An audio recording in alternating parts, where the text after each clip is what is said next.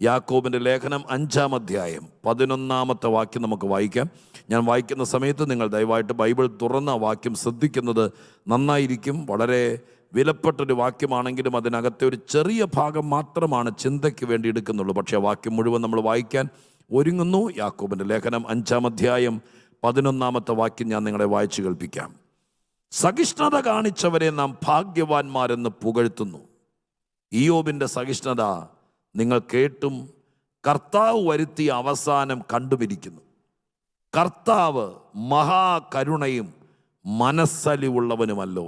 ആ വാചകം മാത്രമാണ് ഇന്ന് ആത്മീക ചിന്തയ്ക്ക് വേണ്ടി എടുക്കുന്നത്. നമ്മുടെ കർത്താവ് മഹാകരുണയും മനസ്സലിവുള്ളവനുമല്ലോ എന്ന വിഷയം അവതരിപ്പിക്കാൻ വേണ്ടി യാക്കോബ് മുറുകെ പിടിച്ചത് ഇയ്യോബിനെയാണ്. ദൈവം മഹാകരുണയുള്ളവനാണ്, ദൈവം ഭയങ്കര മനസ്സലിവുള്ളവനാണെന്ന് പറഞ്ഞാൽ മതി, നമുക്ക് മനസ്സിലാകും. പക്ഷേ അതിനൊന്ന് ഡെപ്ത് ഉണ്ടാക്കാൻ, ആ കാര്യത്തെ ഉറപ്പിക്കാൻ തൻ്റെ അനുവാചകരായിരിക്കുന്ന വേദപുസ്തക വായനക്കാർക്ക് ആ വിഷയത്തെക്കുറിച്ച് ഒരു പൂർണ്ണമായ നിശ്ചയമുണ്ടാകാൻ യാക്കോബ് എന്ന എഴുത്തുകാരനെ പരിശുദ്ധാത്മാവ് ഇയ്യോബിൻ്റെ ജീവിതത്തിലേക്ക് കൂട്ടിക്കൊണ്ടുപോയി. ഇയ്യോബിൻ്റെ ജീവിതത്തെക്കുറിച്ച് പറഞ്ഞിട്ടാണ് നമ്മുടെ പ്രസംഗ വിഷയം അല്ലെങ്കിൽ നമ്മുടെ ആമുഖ ചിന്തയ്ക്ക് ആധാരമായിരിക്കുന്ന വിഷയം ഇവിടെ അവതരിപ്പിക്കുന്നത്. ബൈബിളിൻ്റെ ഒരു പ്രത്യേക രീതിയാണത്.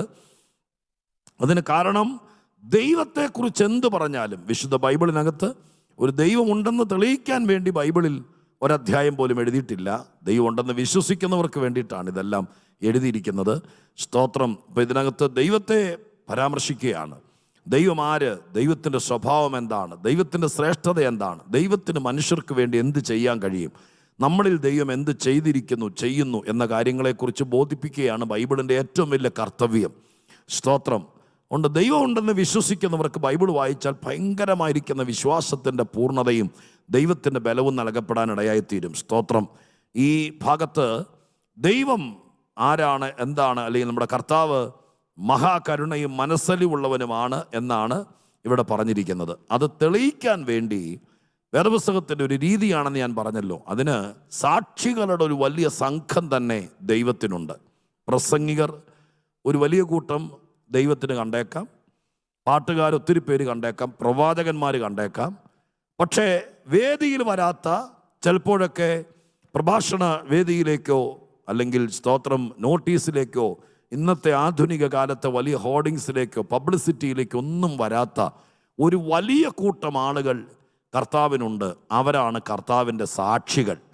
അവരെ ഓർത്ത് ദൈവത്തിന് നന്ദിയോടെ സ്തോത്രം ചെയ്യുകയാണ്. ഇന്ന് ഈ വെള്ളിയാഴ്ച ഈ പ്രാർത്ഥനയിൽ ഇരിക്കുന്ന നിങ്ങളിൽ പലരും പ്രസംഗികരായിരിക്കുകയല്ല, നിങ്ങളിൽ പലരും പ്രവാചകരായിരിക്കുകയല്ല, നിങ്ങൾക്ക് പാടാൻ അറിയില്ലായിരിക്കാം, നിങ്ങൾക്ക് അപ്പോസ്തലത്വമില്ലായിരിക്കാം, സ്തോത്രം, നിങ്ങൾക്ക് വേദപുസ്തകത്തിലൊരു ഭാഗം പറഞ്ഞ് ഫലിപ്പിക്കാൻ കഴിവില്ലായിരിക്കാം. പക്ഷേ സ്തോത്രം, ഈ വേദിയിൽ വരുന്നതിനേക്കാൾ ആയിരക്കണക്കിന് ആളുകൾ നമ്മുടെ കർത്താവിന് കൊച്ചു കൊച്ചു വീടുകൾക്കകത്ത്, ചെറിയ ചെറിയ സാഹചര്യങ്ങൾക്കകത്ത് കർത്താവിന് ആയിരക്കണക്കിന് സാക്ഷികളുണ്ടെന്ന് വേദപുസ്തകം പഠിപ്പിക്കുന്നു. ഇന്നിവിടെ ഇരിക്കുന്നവർ, ദൂരത്തിരിക്കുന്ന എത്ര പേർക്ക് കഴിയും, കർത്താവേ എനിക്ക് എൻ്റെ സാക്ഷ്യം പോലും നന്നായി പറയാൻ അറിയില്ല, പക്ഷെ എനിക്കറിയാം എൻ്റെ ദൈവം ജീവിക്കുന്നു എന്നുള്ളതിൻ്റെ നേർ സാക്ഷിയാണ് ഞാൻ.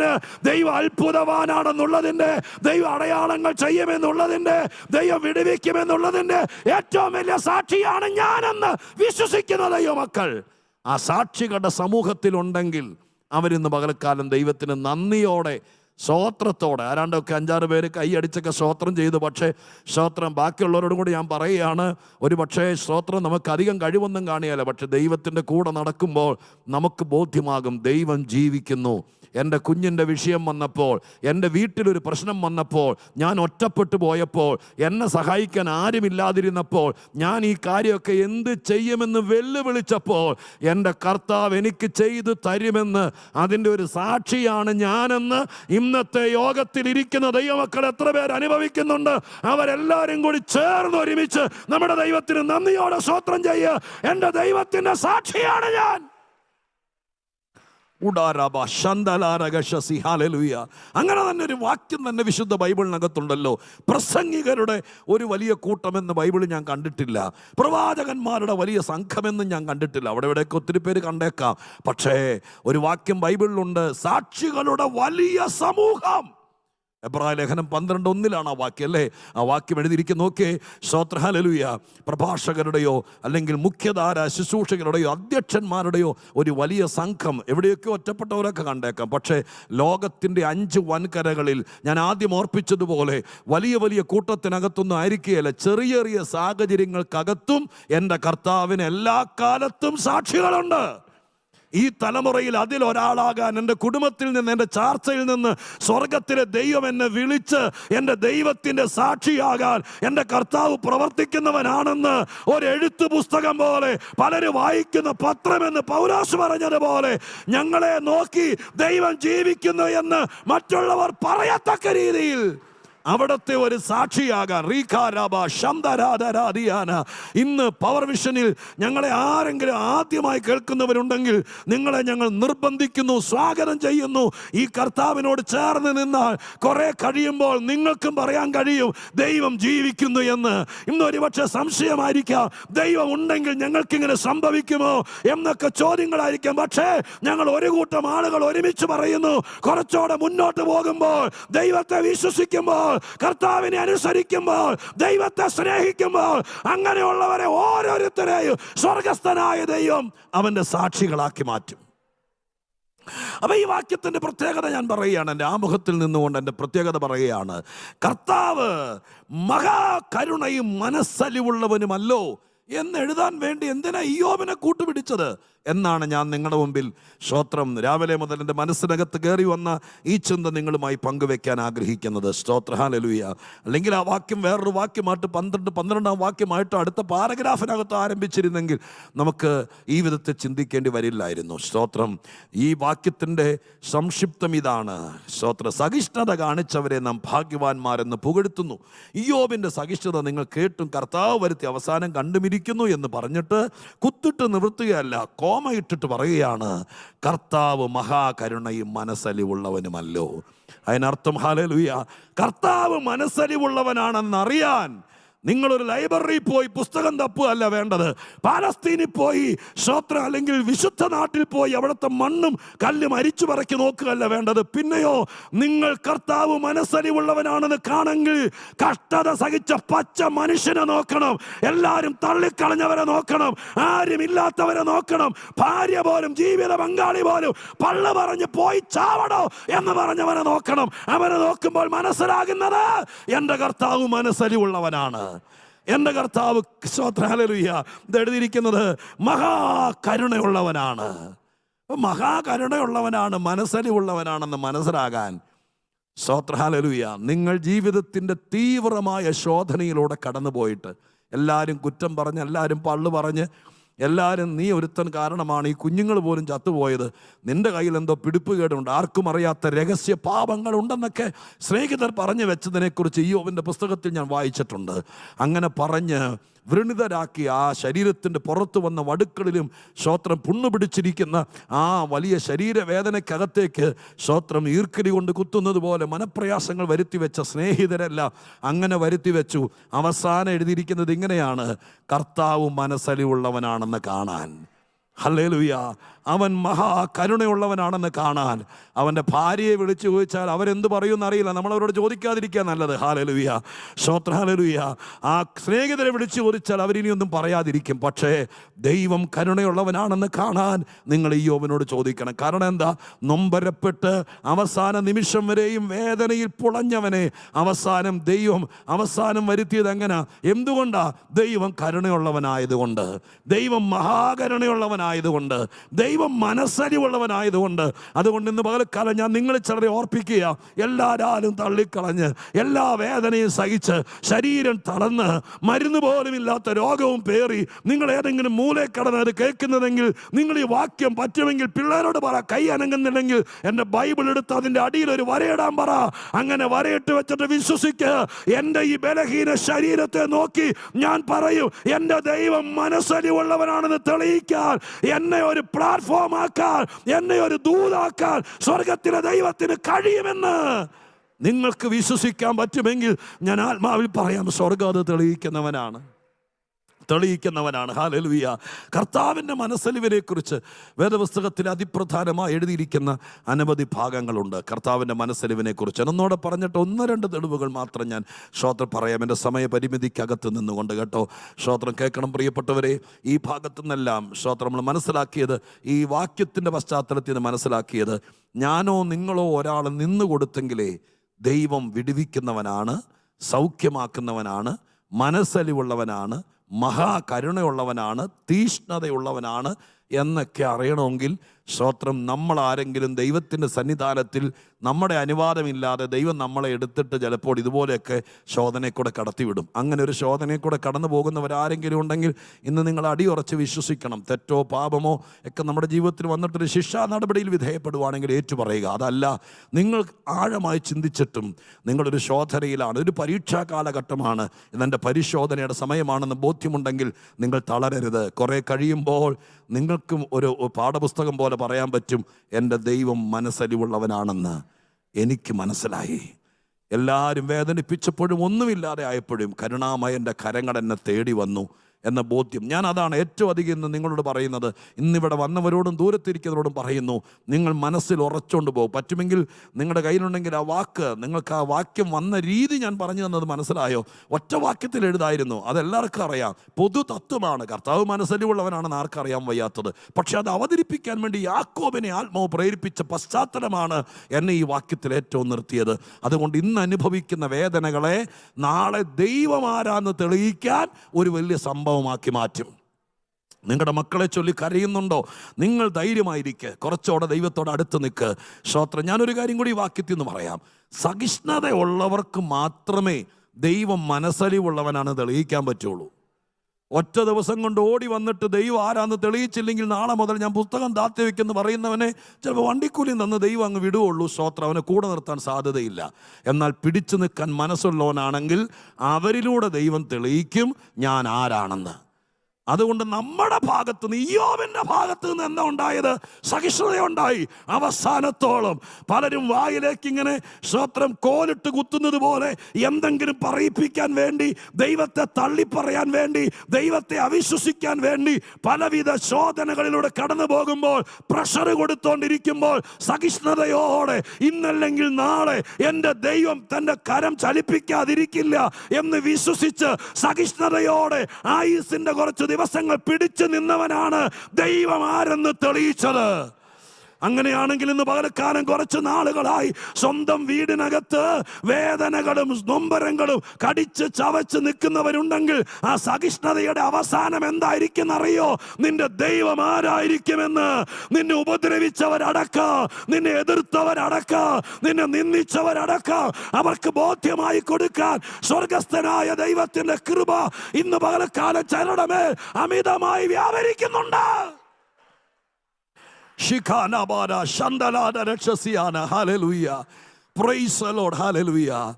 വേദപുസ്തകത്തിനകത്ത്, സുവിശേഷ ചരിത്രത്തിനകത്ത് 4-5 സ്ഥലങ്ങളിലാണ് കർത്താവായ യേശുക്രിസ്തുവിൻ്റെ മനസ്സലിവ് പ്രദർശിപ്പിക്കപ്പെട്ടത്. അതൊരു നീണ്ട പ്രസംഗമാണ് പ്രിയപ്പെട്ടവരെ. ഒരു 1.5 മണിക്കൂർ വലിയൊരു ഉപവാസ പ്രാർത്ഥന ഉണർവ് യോഗത്തിനൊക്കെ അത് തെളിയിച്ച് അതിൽ ഓരോ ഉള്ളടക്കം പറയുമ്പോൾ ഞാൻ ഒരെണ്ണം മാത്രം പറയാം. അതിനുള്ള സാവകാശം, ഞാനൊരു ആമുഖ സന്ദേശത്തിനാണല്ലോ വെള്ളിയാഴ്ചകളിൽ നിൽക്കാറുള്ളത്. അതുകൊണ്ട് സ്തോത്രം അതേ പരിമിതിയിൽ പറ്റുള്ളൂ. അതുകൊണ്ട് ഒരു വാക്ക്, വളരെ പരിചിതമായിരിക്കുന്നൊരു വാക്ക്, ഞാൻ അല്പം കൂടി കാര്യങ്ങൾ ആ വാക്കിനെ നിങ്ങൾ പരിചയപ്പെടാൻ വേണ്ടി മാത്രം ഓർപ്പിക്കാം. അത് വിശുദ്ധ ലൂക്കോസിൻ്റെ സുവിശേഷം 7-ാം അധ്യായത്തിൻ്റെ 13-ാമത്തെ വാക്യത്തിലെ സുപരിചിതമായിരിക്കുന്ന ഒരു സുവിശേഷ സംഭവത്തിൽ നിന്ന് പറഞ്ഞ് ശ്രോത്രം ഞാൻ ഈ സന്ദേശം കൺക്ലൂഡ് ചെയ്യാം.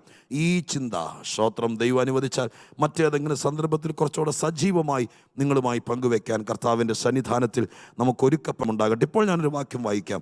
7-ാം അധ്യായത്തിൻ്റെ 13-ാമത്തെ വാക്യം, ലൂക്കോസിന്റെ സുവിശേഷം ഇപ്രകാരമാണ് എഴുതിയിരിക്കുന്നത്. അവളെ കണ്ടിട്ട് കർത്താവ് മനസ്സലിഞ്ഞ് അവളോട് കരയണ്ട എന്ന് പറഞ്ഞു.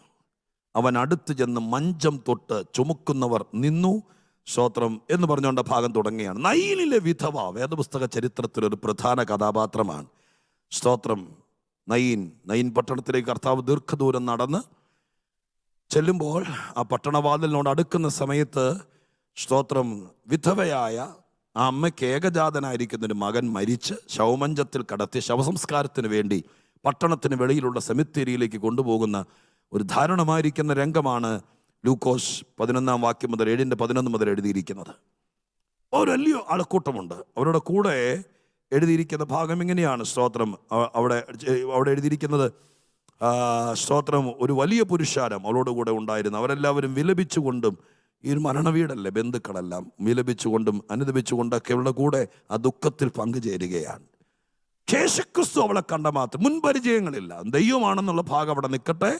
അപ്പോൾ തന്നെ സ്തോത്രം, കർത്താവ് ആ പട്ടണത്തിലേക്ക് ചെല്ലുമ്പോൾ മുൻപരിചയങ്ങളില്ല, സ്തോത്രം, ബന്ധങ്ങളില്ല. പക്ഷേ സ്തോത്രം, എത്രയോ സ്തോത്രം, ശവസംസ്കാര വേളയിൽ നമ്മൾ ചിലപ്പോൾ മരണവീട്ടിൽ പോയി മരിച്ച ആളുകളെയും അല്ലെങ്കിൽ മരിച്ച ആളെയും അവരുടെ ബന്ധുക്കളെയും കണ്ടിട്ടുണ്ട്, അതിനുള്ള ബന്ധമോ അടുപ്പമോ ഉണ്ടെങ്കിൽ. അതല്ല, നമ്മുടെ യാത്ര ചെയ്യുമ്പോൾ എത്രയോ പ്രാവശ്യം ഞാനും നിങ്ങളും കണ്ടിട്ടുണ്ട്. സ്തോത്രം, വഴിയിലൂടെ ഇപ്പോഴത്തെ സ്ഥിതിയിൽ ആംബുലൻസിനകത്തോ അല്ലാതെയോ സെമിത്തേരിയിലേക്ക് ബോഡി കൊണ്ടുപോകുന്നത് നമ്മുടെ പ്രിയപ്പെട്ടവരാരെങ്കിലും ആണെങ്കിലൊക്കെ ചിലപ്പോൾ നമുക്ക് കുറച്ചുകൂടെ അനുകമ്പ കണ്ടേക്കാം. പക്ഷേ വഴിയാത്രയിൽ, യേശു ഒരു യാത്രയിലാണ്, ഇവരടക്കത്തിന് കൊണ്ടുപോവുകയാണ്. കാലേക്കുട്ടിയെ മരണവീട്ടിലേക്ക് യേശു കരുതിക്കൂട്ടി ചെല്ലുകയല്ല. അപ്പോൾ ഒരു യാത്രാ മധ്യത്തിൽ കണ്ട സ്തോത്രം ഒരു സംഭവം മാത്രമേ ഉള്ളൂ. പക്ഷേ യേശു അവളെ കണ്ടപ്പോൾ അവിടെ എഴുതിയിരിക്കുന്നു, മനസ്സലിഞ്ഞു. സ്തോത്ര, ഹല്ലേലൂയ. കർത്താവ് മനസ്സലിഞ്ഞു. ബാക്കിയുള്ള ഒത്തിരി പേര് കണ്ട് മനസ്സലിയൊക്കെ ചെയ്തിരിക്കാം. സ്തോത്രം, ഹല്ലേലൂയ. പക്ഷേ കർത്താവ് അവിടെ മനസ്സലിഞ്ഞു എന്ന് എഴുതിയിരിക്കുന്നത്, മനസ്സലിഞ്ഞാൽ ചിലപ്പോൾ എന്തൊക്കെയായിരിക്കും, ചിലപ്പോൾ നല്ല വാക്ക് പറഞ്ഞേക്കാം, ചിലപ്പോൾ ഒന്ന് ചേർത്ത് പിടിച്ചേക്കാം, ചിലപ്പോൾ എന്തെങ്കിലും ഒക്കെ ചെയ്തേക്കാം. അത്രയൊക്കെ ഉള്ളൂ.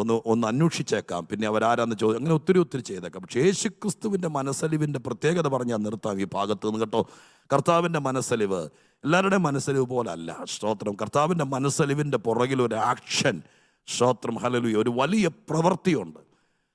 എന്താണ് കർത്താവ് ചെയ്തത്? കർത്താവ് മനസ്സലിഞ്ഞിട്ട് അവരുടെ നമ്പർ മേടിച്ചെടുത്തു, പിന്നെ കാണാം എന്ന് പറഞ്ഞു വിടുകയല്ല. നമ്മളൊക്കെ സാധാരണ അധ്യക്ഷന്മാർ, നേതൃത്വത്തിൽ അവരെ കൊണ്ട് അതേ പറ്റുള്ളൂ. നമ്മളോട് ആരും മനസ്സലിഞ്ഞാലും, സ്തോത്രം, വഴിയരിയിലിരിക്കുന്ന ഒരു മനുഷ്യൻ മനസ്സലിഞ്ഞാൽ നമുക്ക് ചിലപ്പോൾ 100-500 രൂപ കൊടുക്കാൻ പറ്റിയേക്കാം.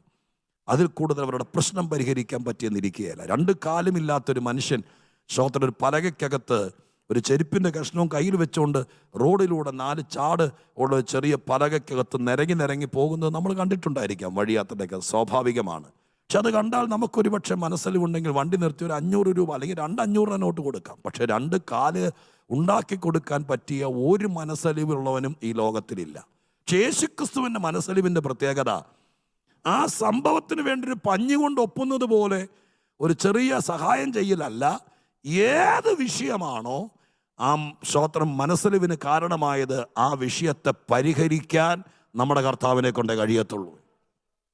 എനിക്ക് നിങ്ങളുടെ വീട്ടിൽ വന്നാൽ, നിങ്ങളുടെ കണ്ണീര് കണ്ടാൽ മനസ്സലിവ് തോന്നാം. ഒരു ശുശ്രൂഷകനല്ലേ. കാരണം തിരുവെഴുത്തിൽ പറഞ്ഞിട്ടുണ്ട്, കർത്താവ് ഗിരിപ്രഭാഷണ മധ്യത്തിൽ പറഞ്ഞ വിശുദ്ധ ലൂക്കോസിന്റെ സുവിശേഷത്തിൽ തന്നെയാണ്.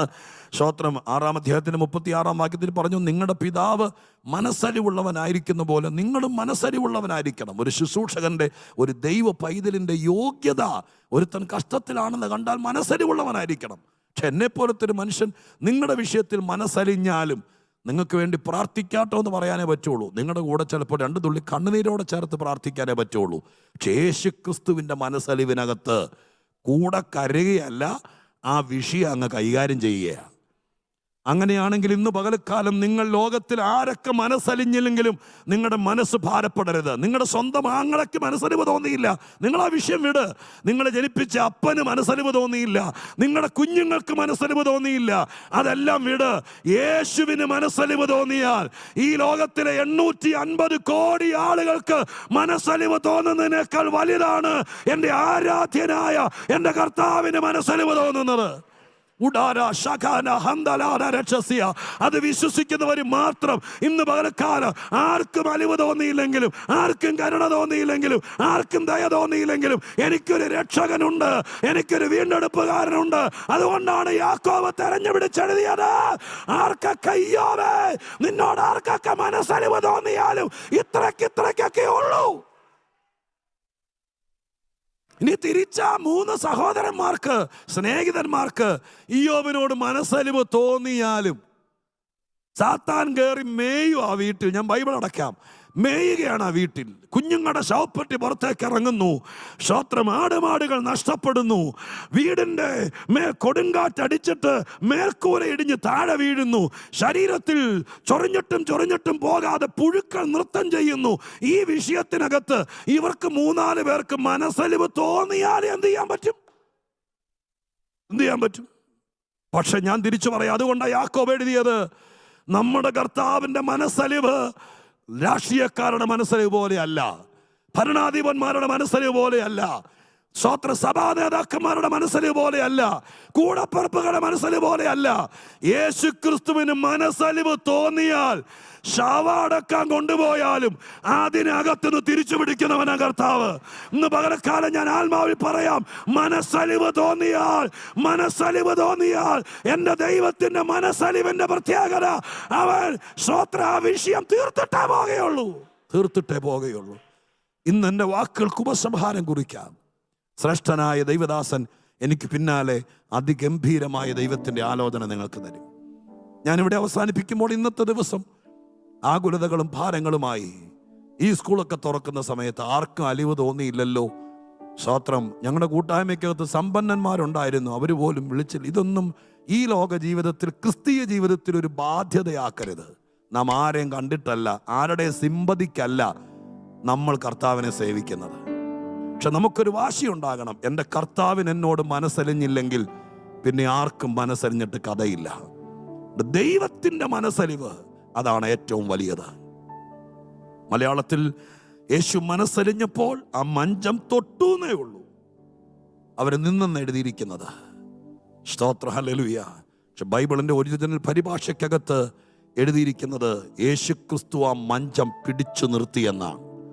അവർക്ക് യേശു വിഷയമല്ല. ശവസംസ്കാരത്തിന് യഹൂദന്റെ നാട്ടിൽ ഒരു പ്രോട്ടോകോൾ അനുസരിച്ച് കുഴലൂത്തുകാരും അടക്കുകാരൊക്കെ ഒരു കണക്ക് പറഞ്ഞൊരു വാടകക്കാരാണ്.